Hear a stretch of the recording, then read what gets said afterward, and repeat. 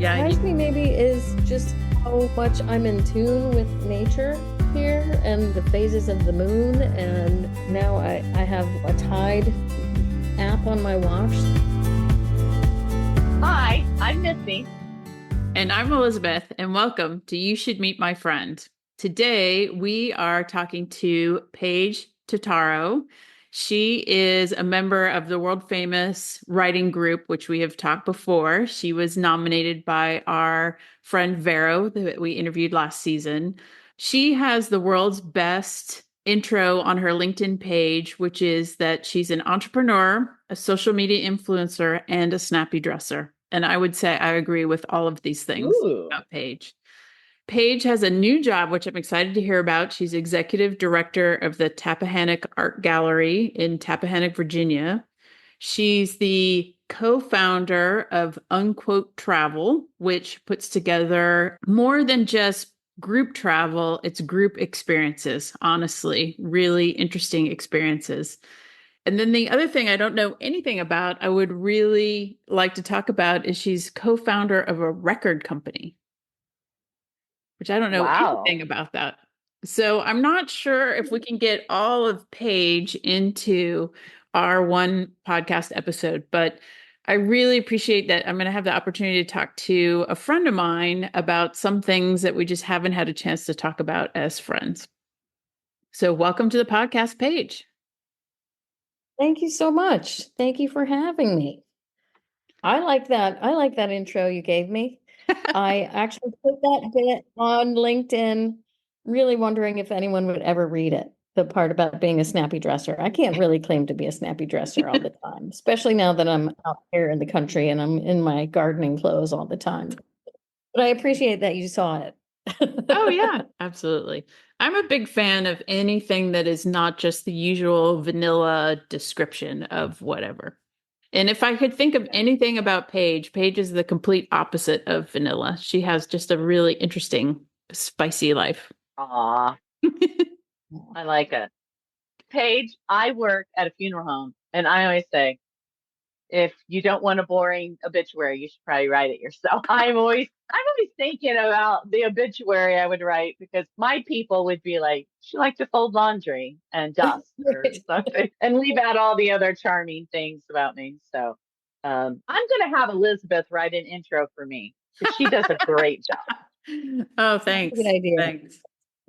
So, Paige, way back a million years ago, a mutual friend of ours put together a sixth grade graduation luncheon in Alexandria.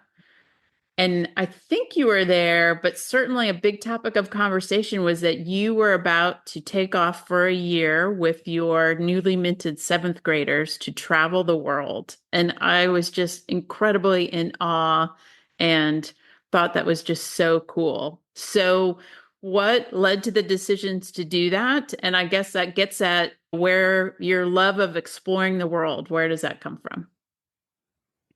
Yeah, I still can't believe we pulled that off, frankly. But yeah, it was something my love of travel probably came from in high school. I did American Field Service Exchange program and I went Hmm. and lived with a family and it was just a fantastic experience, just fantastic. Every day I just woke up so thankful that I could be there and have this experience. And the reason that I did that, that I even knew about that program was I can remember in kindergarten at a school assembly, these international students came to talk to our class.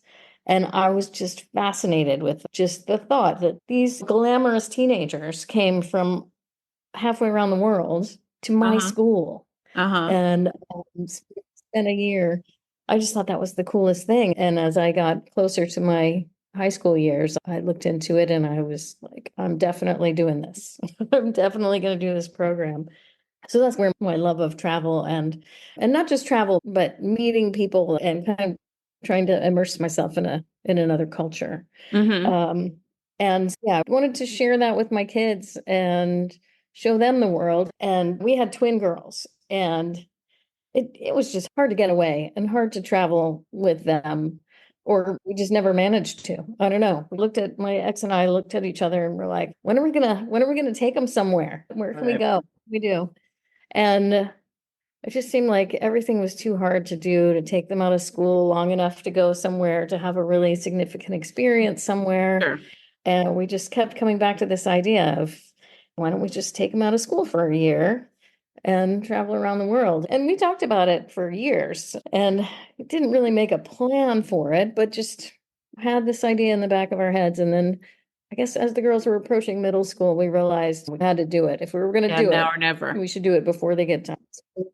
Yeah. And so, yeah, somehow I still don't, I can't even piece together all the things that we did to make it happen, but we did. It was a lot to do, coming from this idea. This sounds fun, to like figuring out how to homeschool the girls for a year. Would they get credit for the year? Sure. And John, my ex, could he take a year off from work? Mhm. And that was really key because he was working for a law firm, small law firm at the time. And he went in to talk to them and ran the idea by, fully expecting them to say no. And he was okay with that. If he's even okay with it if they're like, no, get out of here, you're fired. Yeah. Yeah. He wanted them to say it. I don't know. But Right. no, the partner that he met with said, you know what? I think that's a brilliant idea. And I think you should do it. Wow. Oh, And wow. so with that in place, he wasn't paid for the time off, but he had a job when he got back. Right. That was amazing. And That is. we were able to do it. Yeah. So that's how that What came together. what kind of planning does it take to be gone for a year? I don't know. My mom would be like, how am I going to see you? Are you coming home? You're like, no, I'm gone for a year. Like, how do you? I just can't even imagine, especially years ago, how Yeah, to and do this that. was in 2012. We certainly had the internet, we had cell phones, and yeah, we didn't plan the whole trip before we left. We had broad strokes. We'll go to Europe Yeah. first. I think we had pretty much planned out our first 6 weeks or so. Yeah. And then we spent a few weeks traveling across Europe, and we would go spend a day here, get on a train, go spend a day somewhere else, get on a train, go. And we found we were spending our whole, like every night in bed trying to figure out what we were doing the next day. We're like, okay, this is Right. not this, we're not enjoying this. We're Mhm. exhausted. So we slowed it down a little bit and stayed a week in each place that we went, at least a week. And then by the end, we were a month in each place. Mhm. And so, yeah, we didn't plan it all at first, and we learned a lot of things as we went.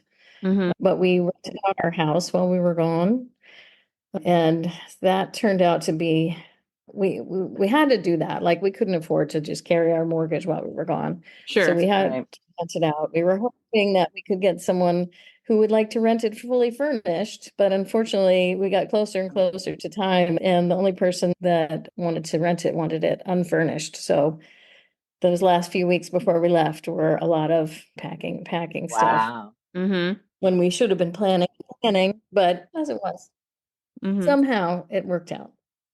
Yeah. Very cool. I know you were in Europe. I think I remember Asia. Were there other continents you got to?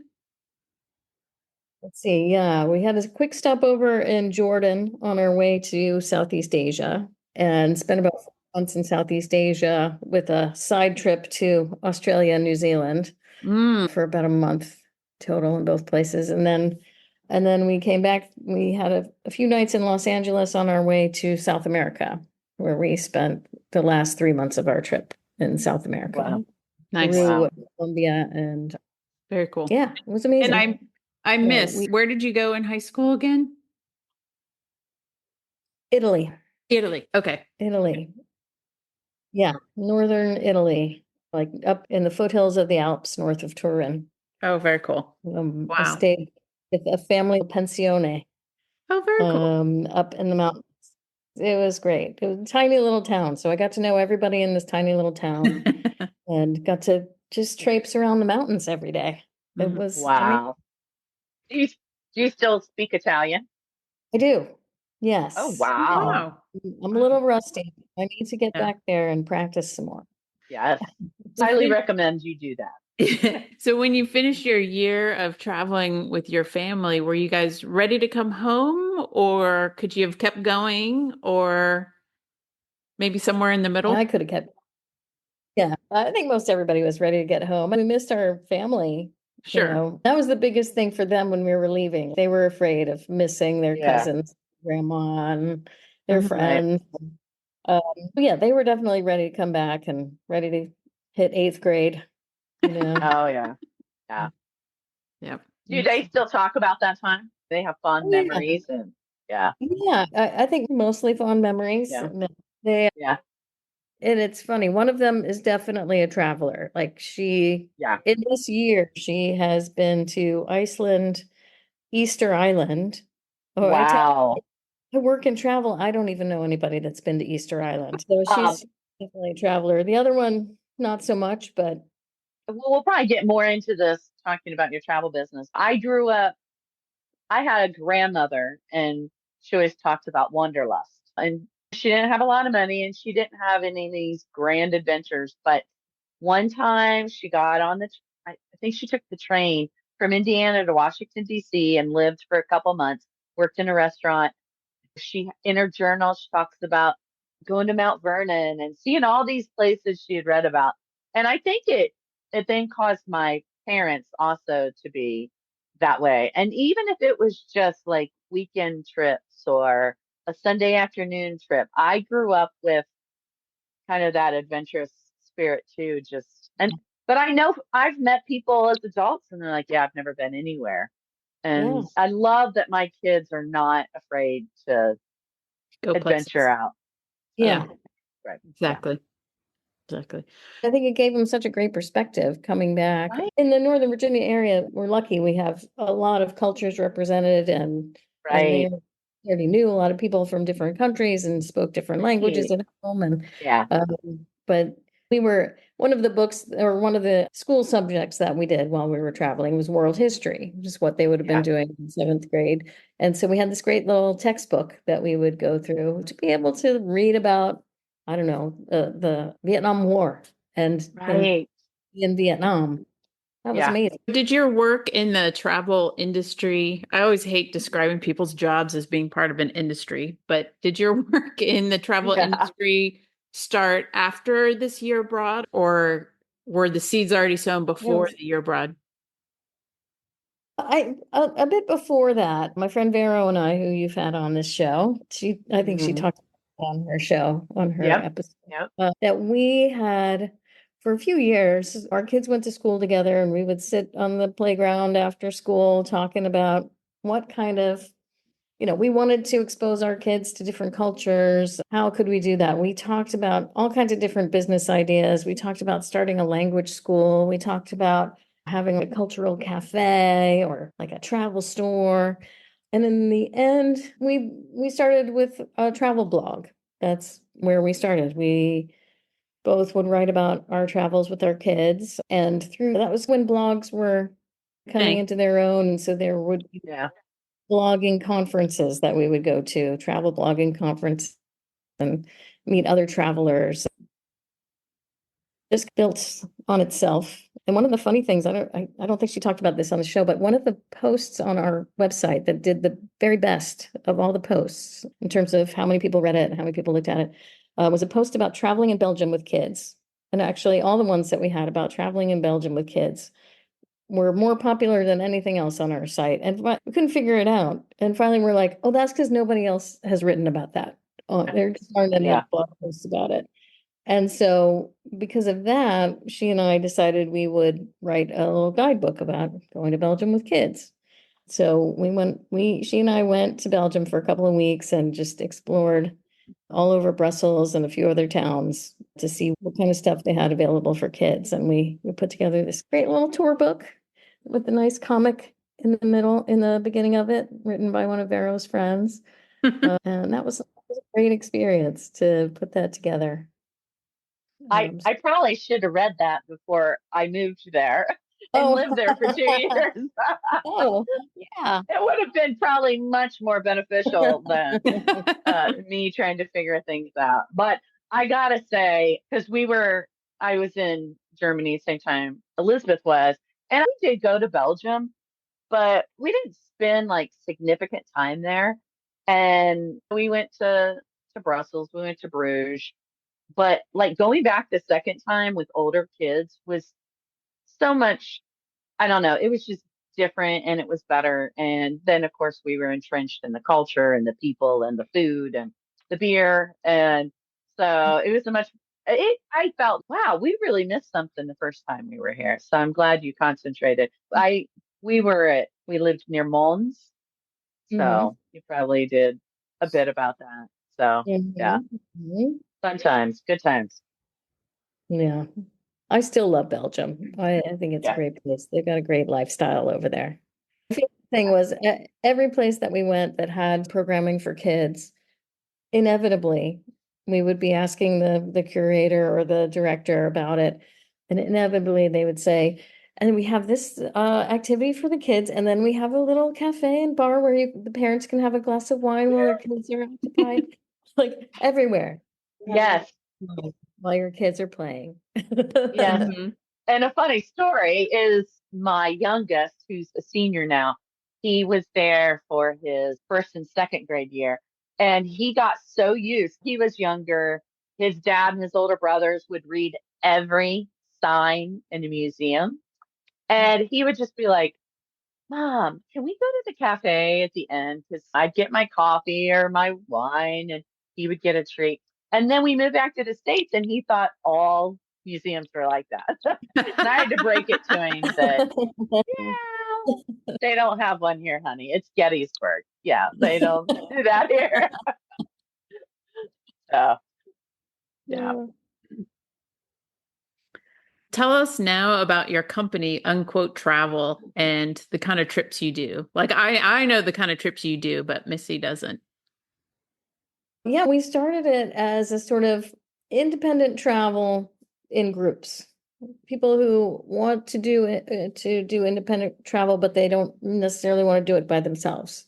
Right. Uh, and we tend to go to unusual destinations, I would say. In recent years, our biggest trips have been to Mongolia and to Greece. Greece is Wow. definitely uh, people go Yeah. there, but Right. Mongolia is a little further. Yeah.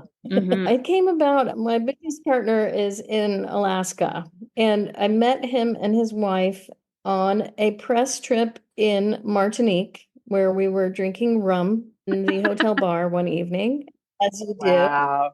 And we started talking about our experience with travel business. And I and Vero had been doing some individual trip planning, but I wanted to branch out and do some bigger groups. And my business partner was saying he had some similar ideas. And just the more we talked, the more we thought this might be something we could do together. And so we put together this company, and it's been about 6 years now, maybe even more than that. And it was going great. And then COVID hit. Yeah. And 2020, we had to cancel a couple of trips and postpone another one, and then postpone it again and postpone it again. And it really took the wind out of our sails, Yeah. honestly. Hmm. So it's been slow to bring it back to where it was. In the meantime, he and I both had to pivot and do different things to make money. So Sure. he's Right. doing more tour guiding in Alaska, and I started doing more legal work, which is my background. That always And surprises me so, for some reason. I don't know why. Because you're such what? a creative person, and I don't picture a lawyer as being creative. So it always surprises me when you talk about your legal work. It's probably not very It's fair to funny. all lawyers. I know lawyers can be very creative. I know a lot of very creative lawyers, but yeah, I was telling someone the other day, I often joke that my favorite class in law school was my sculpture class that I took, because I found out you could take a graduate class, and I was like, sure, yeah, that'll be a nice break. And I've always loved the arts and surrounding myself with artsy people. So the law that I practiced was arts and entertainment law when I got out of law school. It was a tough market for lawyers. And I ended up volunteering for a nonprofit in DC called Washington Area Lawyers for the Arts, which gives legal assistance to low income artists and nonprofit arts organizations. And yeah, within a couple of weeks, I had a job there. And then I think I had every possible job in that organization before I left there 15 years later. And I loved it. I loved working with the arts community in DC. It was always something you just never knew who was going to walk in the door with what kind of a legal issue. And I really Wow. enjoyed that. Yeah. What a So I great. had my own law practice doing that for a little while, but ultimately I didn't want to run my own law practice. That was just too much when I also was raising little girls at home. I decided I would rather play with the girls. Yeah. A Yeah. wiser investment of your time. Yes, Yeah. exactly. Hmm. Yeah. I've never asked you about the fact that you're a partner in a record company. Oh yeah, What's right. that all about? I Yeah, mean, that well, seems so foreign to me in my life. I was very involved in college in my college radio station at Georgetown, and then Excellent. also in graduate school and law school, I was a DJ at the campus stations, and I was a wedding DJ all through law school, Oh believe it my or not. gosh. I did not know And this. um, yeah, so Wow. I just, yeah, I was very active kind of in the music scene wherever I was. And then a couple of my college pals, I guess that was in 1999, wanted to start a record label. So the three of us are three partners in this, and to begin with, we started this record label called Misra Records. And amazingly, it is still around, although I have very little to do with it anymore. But yeah, two of the original partners are still involved, and it's now run by a guy, Jeff Benton, in Pittsburgh. And he has just recently opened up a vinyl pressing plant to complement the record label. Wow. We have two record pressing plants in the country. Wow. So yeah, it's Wow. amazing to me that is still going, but it was fun. Don't mind me, Paige. I'm just following all of these pages. I found Nizra, so I Oh, followed that. Yeah. okay. And unquote travel. So I'm just on social media Oh, following. excellent. So keep Okay. going. All right. I'll keep following. Great. Excellent. New followers. Yeah. Oh, that's good. So all this awesome culture and connection in Washington, D.C., and then was it in the midst of COVID, you decided to move to a little teeny town in the northern neck of Virginia. So tell me more about that. Yeah. Yeah, that I grew up coming to this part of the country, this part of the state when I was growing up. I grew up in Richmond, Virginia, which is about an hour and a half from where I live now. And I grew up coming down here with my parents every summer to our house on the river. And my sister had bought a house down here about 10 years ago. And so I started looking, especially when I was getting divorced and my kids were going off to college. So I started looking to see what kind of thing I could afford out here. And I was thinking I would just find a little cheapo little ranch house somewhere and just take it easy, especially during COVID. I was like working remotely, I could go anywhere. Mm-hmm. And then I came down here at houses, and one of the first things that my realtor showed me was this big giant house, 5 bedrooms with the extra cottage on the river. It was way out of my price range, but it was a really good deal. I was like, and right down the street from my sister. Mm. So I thought about it, and I was like, I can't let this deal go. This will make sense somehow, some way. We'll make this work. And I envisioned it as a place that could be like an artist retreat, a place where people could come and have some peace and quiet out by the river. Um, I rent it out on Airbnb sometimes. I'm still working on getting my little cottage renovated so that I can have people rent that. But it's been great. I can't say that I fully thought it through before I moved out here.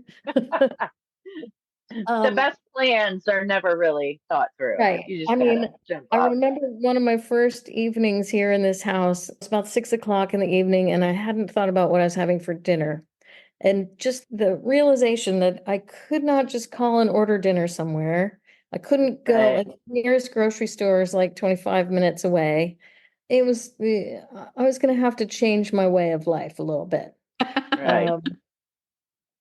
I also got very lucky with some really nice neighbors, and it's been just such a blessing to have these great neighbors who live here all year round, because not everyone in this town lives here all year round. It's a summer destination for a lot of people. Yeah. So if it had just been me here surrounded by empty houses all winter long, I'm not sure I would have made it through the first winter, Yeah. really. Yeah. Hmm. But having Yeah. great neighbors, it made all the difference. What's been the biggest positive surprise and maybe the biggest negative? Obviously, you haven't had big negatives because you still live there. But what's been the biggest positive and the maybe the not so great part of moving there? Well, the positives are things that I certainly knew that it was going to be great to wake up in with this view of the river every day. And I guess what Yeah, surprised me maybe is just how much I'm in tune with nature here and the phases of the moon. And now I have a tide app on my watch, so I know when it's high tide and low tide when I can go down on the beach. Mhm. Yeah, it's just changed the way I go through my day for sure.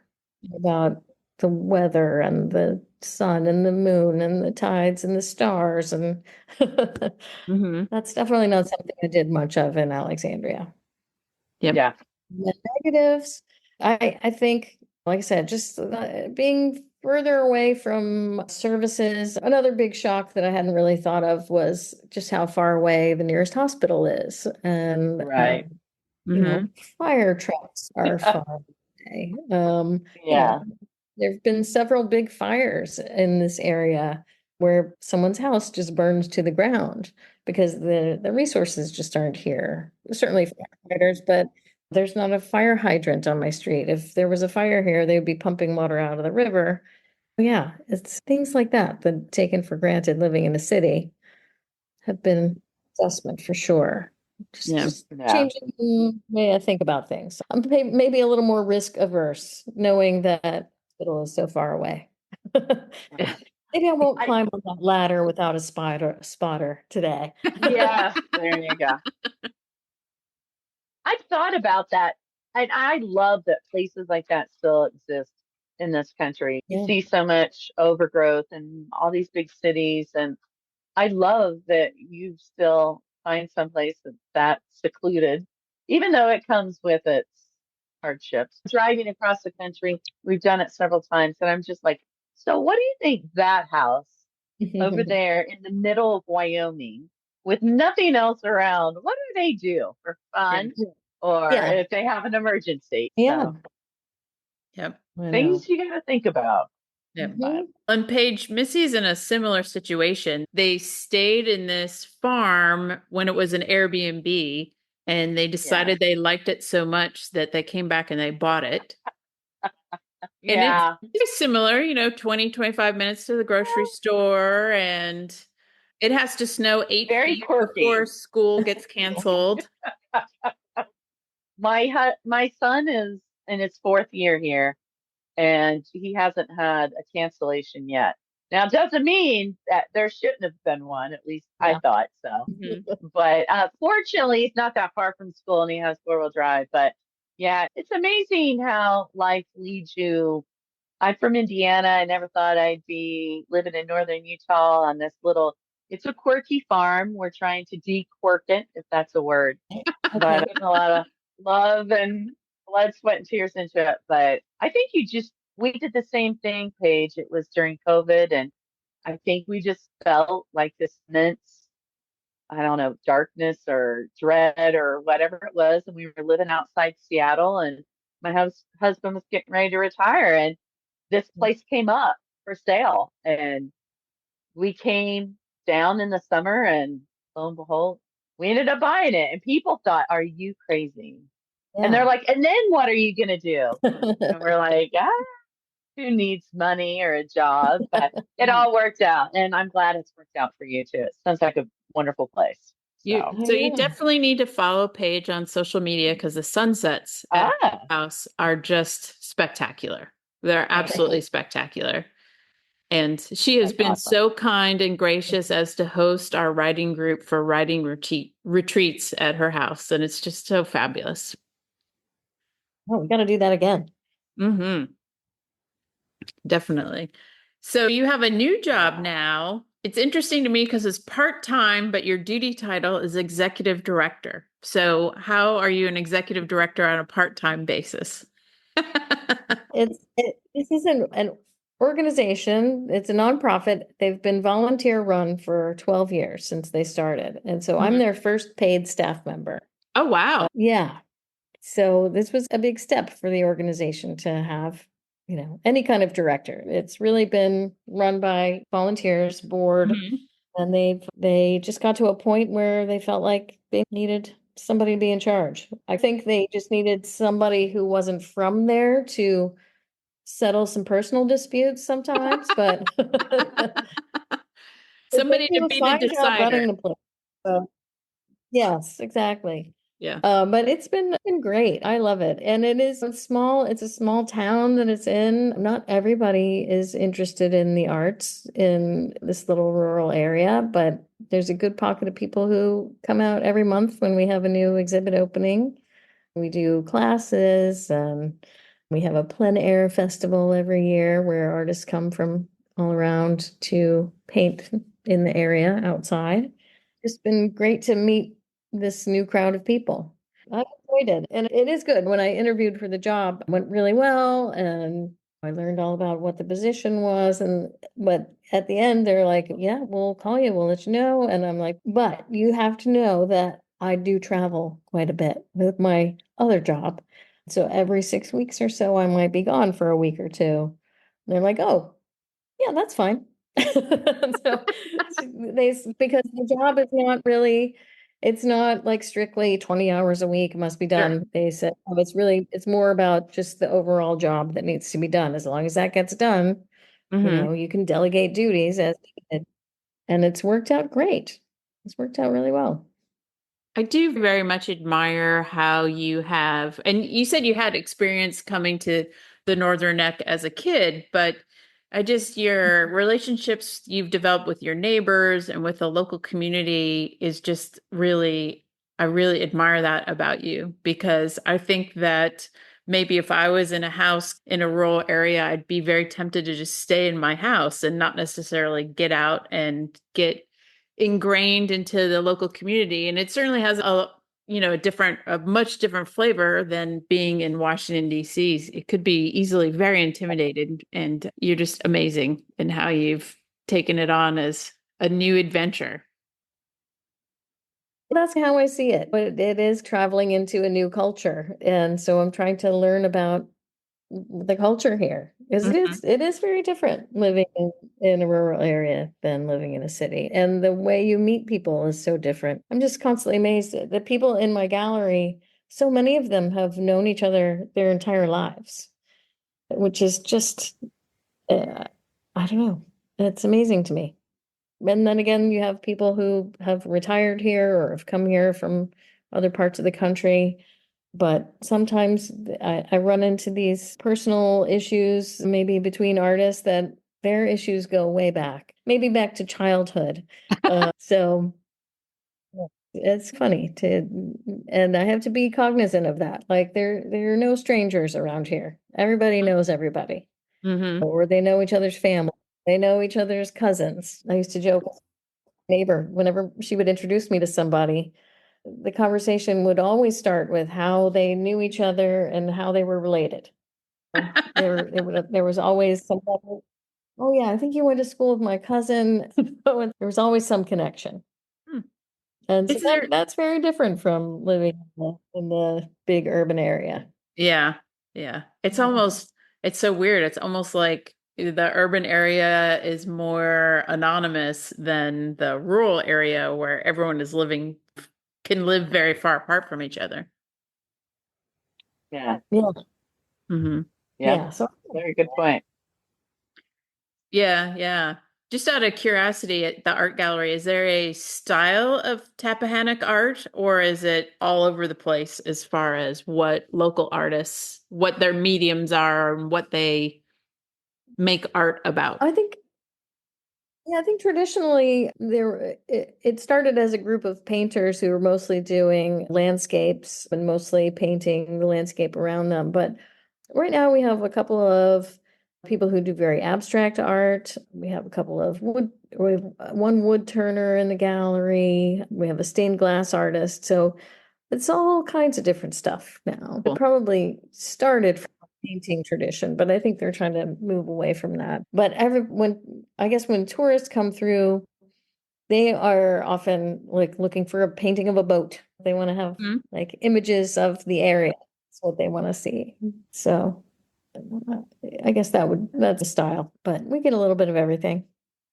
This year I had some volunteers had put together the schedule of exhibits through the year. We have one room that changes every month. And we have Mhm. guest artists in there every month.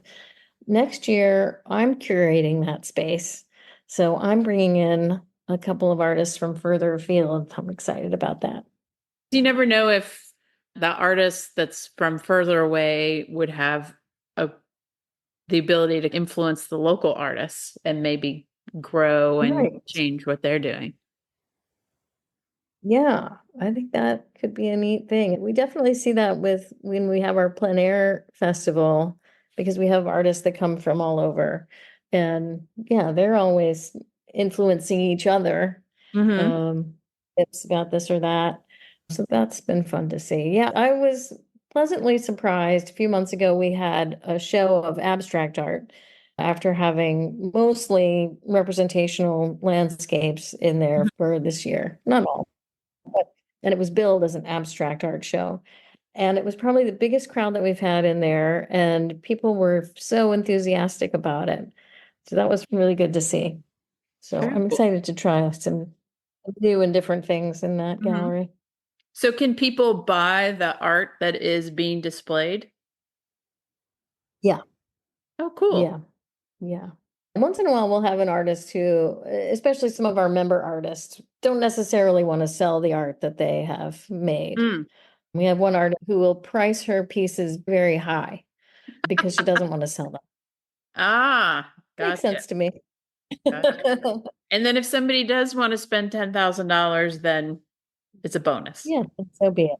Huh. Yeah, exactly. Interesting. Interesting. That is a good pricing theory. Yeah. Hmm.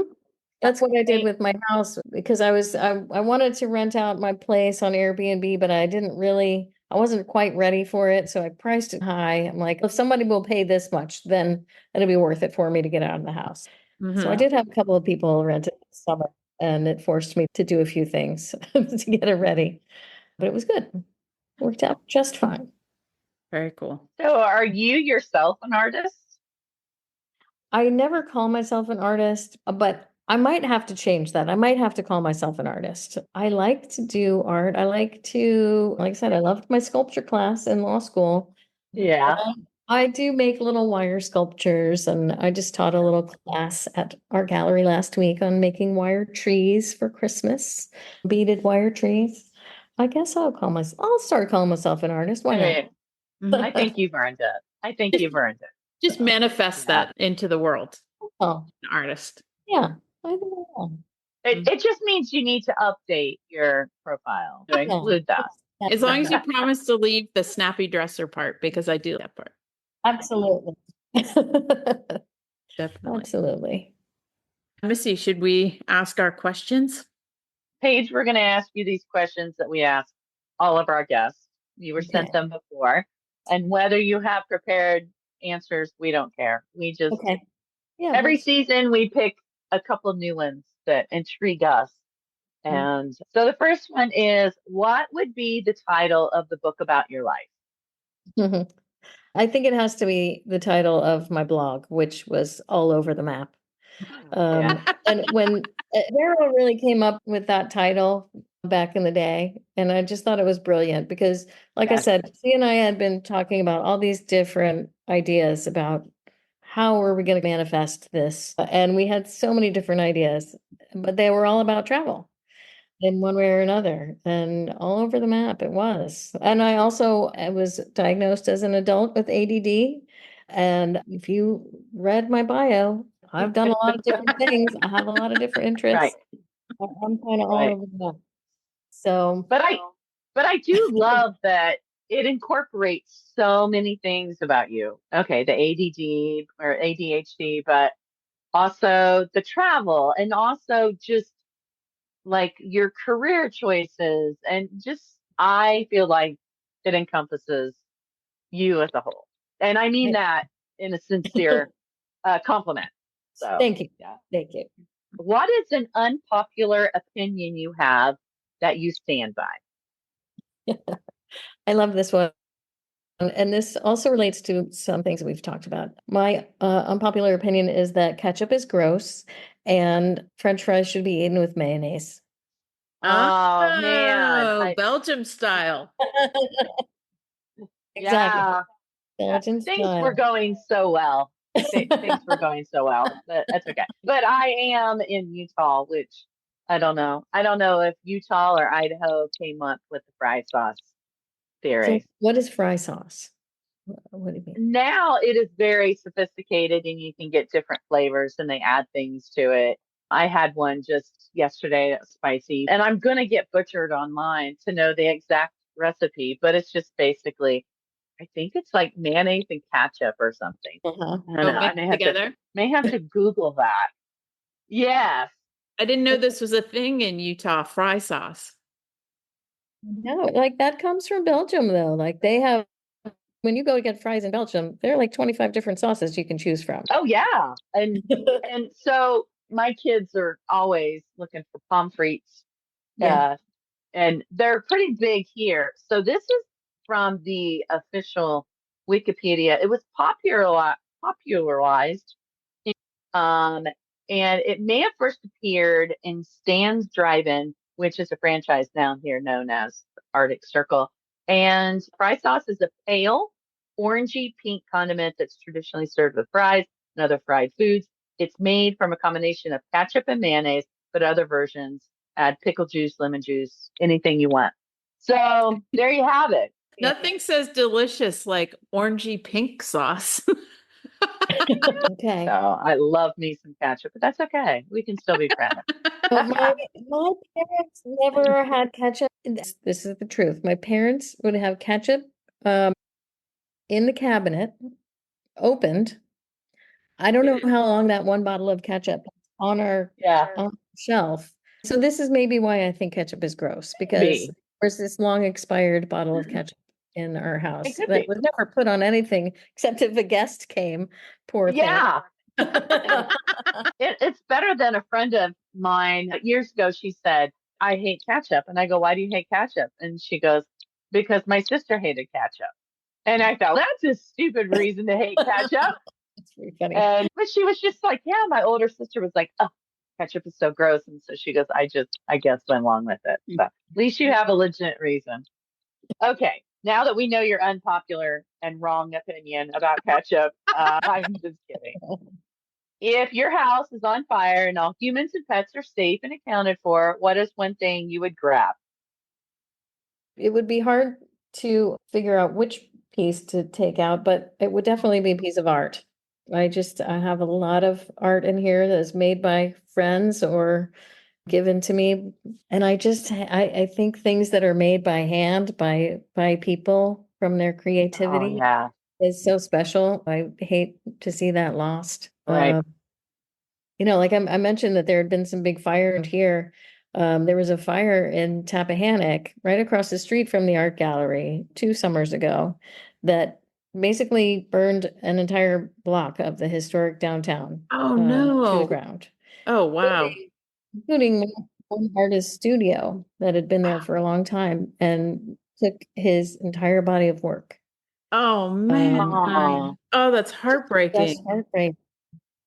Yeah, this artist, George Jennings, and he didn't paint for a while after that. I think it was just too hard, too heavy. But he's now opened a studio across the street from our gallery and he's painting in there every day. Oh, good. Which is great to see, but it's just, when I think about that, it's just, Yeah. Oof.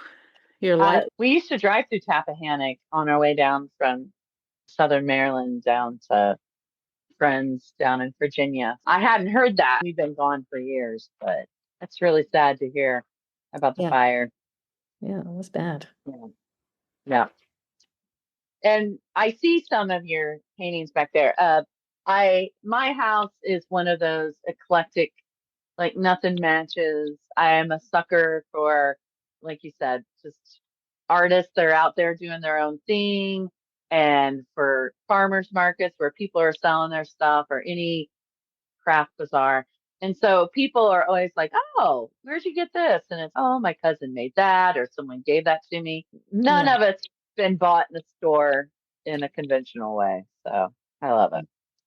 yeah.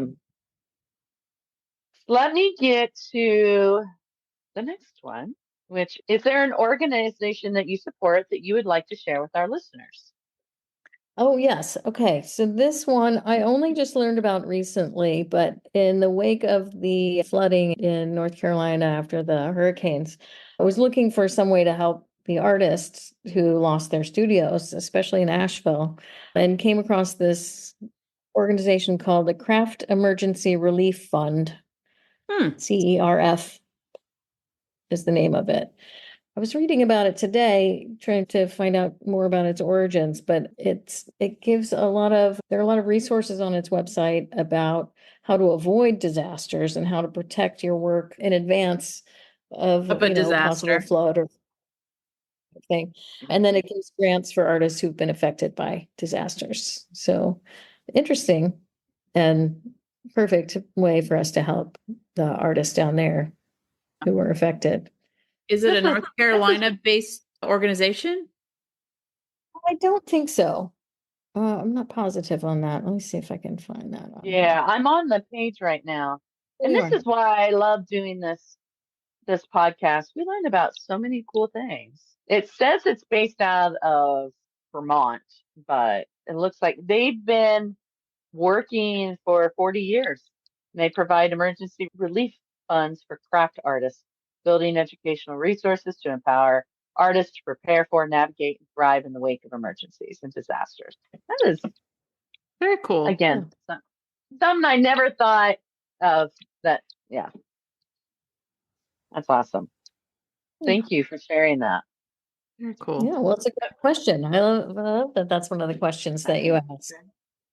We do like to spread good things, and hopefully that'll help somebody else. And it may, now I know about it. So if I Yeah. ever have somebody that's in that situation, I can tell them. Hmm. And I actually have a cousin that had to leave her house in Asheville during all that. And yeah, but she made it out safely, and her house was fine. It's just hard to live there without Just all All that. the other stuff. conveniences. Yeah. Mhm. Yeah. And lastly, what friend do you have with an interesting story to share, for example, who we could maybe interview next? You're an interesting person, so I'm sure you have lots of interesting friends. Yes. I've got a good one for you. Okay. And I haven't Okay. asked her if she's available or open to this, but I'm sure she would be. Her name is Rebecca Eichler, and she's an immigration attorney that I met in Alexandria. I met her because not long after we got back from our year of travel, I saw that she posted in a Facebook group about family travel that she was planning on taking a trip with her family for a year and that she was based in Alexandria. So I reached out and I was like, we just got back, share info. And at the time, I don't think I knew that she was an attorney. So we just had a lot in common. We had a friend in common and we just hit it off. And so she and her family set off in a beautiful yellow Volkswagen van and drove through Central and South America. And after being back in Alexandria for a year, they decided to move to Mexico full time. Wow. Wow.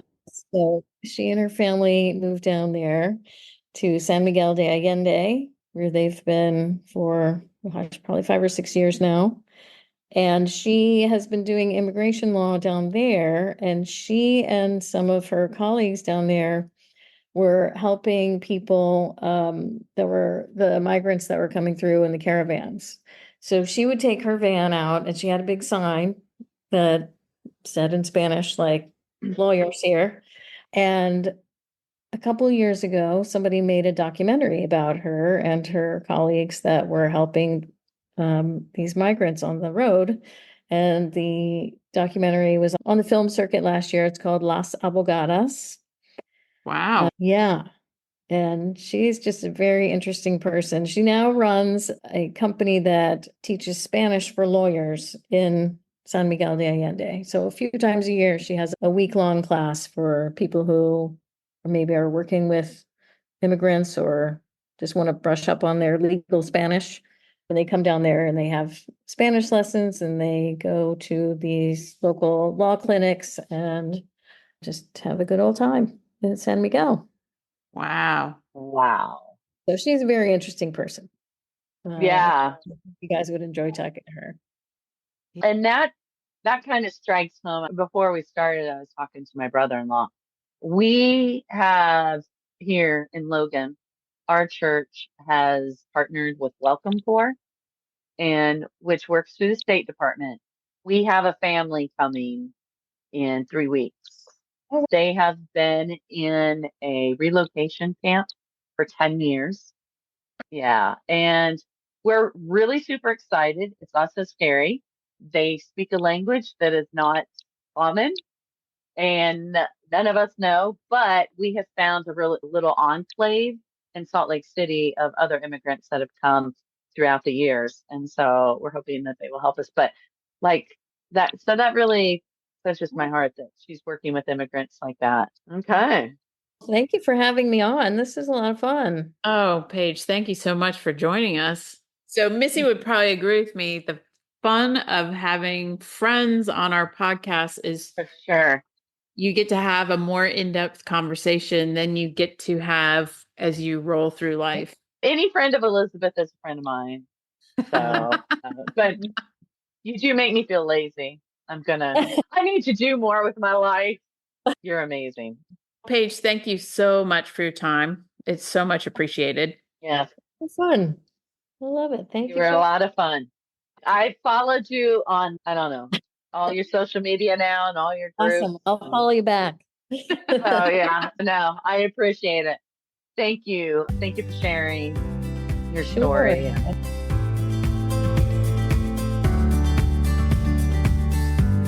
All right, Missy. So what'd you think of Paige? I know you've heard me talk about her now and again. Oh, but yeah. now you got to meet Oh, her. yeah.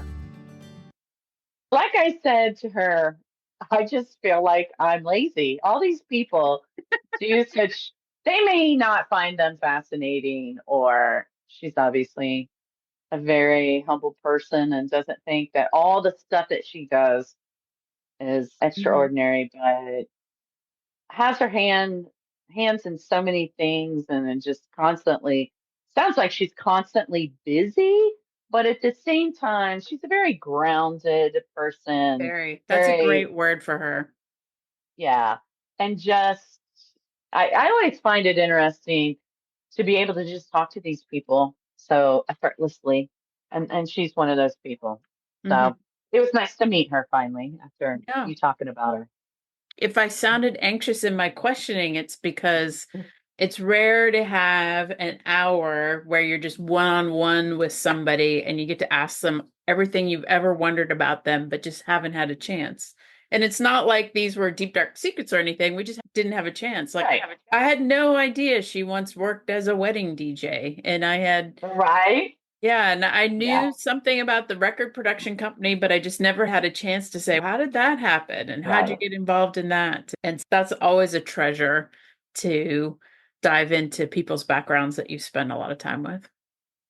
That's a really good point. I was just sitting here thinking, man, if I had an hour with this person or this person, Mhm. what they may not find very exciting or extraordinary, I hope we can bring that out of people and they can see that everyone has a story to tell and it's unique.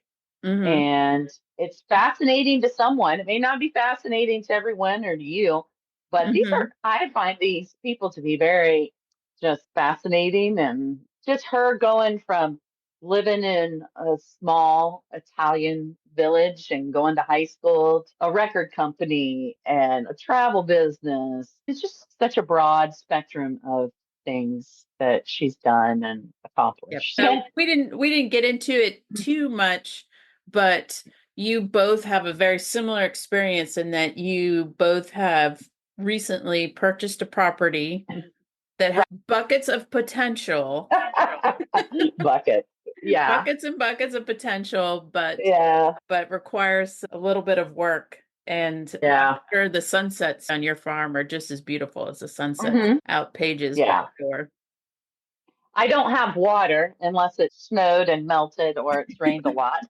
Right. And then that's the reflection of the slough, not a Hmm. river or a pond or a lake. But I we may have to go back and visit Paige again and talk more about that. I was out front mowing one day and this lady was walking by with her dog and Naomi's going crazy at the fence. And so I was out mowing and I stopped and I said to the lady, "Your dog is so well behaved and mine is a jerk and I'm so sorry."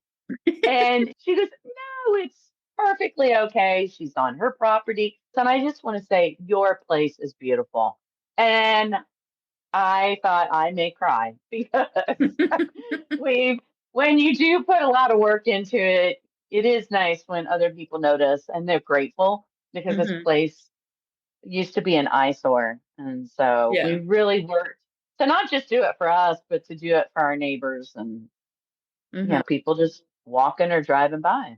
I was going to ask you if you'd ever been to Pages for writers retreat.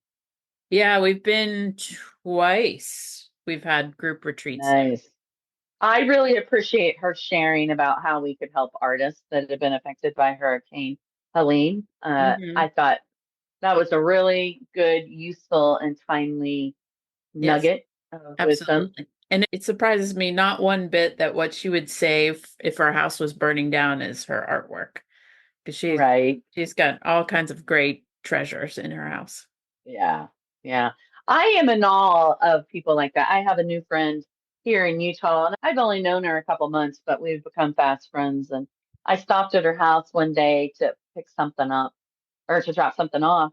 And she had her Halloween decorations, and it's this big cardboard cutout of a scary castle, and it you can tell it looks like it's been hand painted, but very good quality, very well. And I said, "Oh, Tina, who did this, or where did you get this?" And she goes, "I did that when I was like a teenager, and my parents still had it, and they were like, 'Hey, do you want this?'" And she said, "Yeah." And I'm just blown away at how creative she doesn't flaunt it, she doesn't brag about it. I'm Hmm. amazed at people who have artistic abilities. It skipped me, that's for sure. So, went right over me. Well, Paige is interesting, and I'm sure our listeners will gain some wisdom or some inspiration from her. Absolutely. And maybe someday I'll get to go on one of her trips. Yes. Find us at facebook.com/YSMMF podcast and Instagram at YSMMF podcast for episode announcements. Thanks.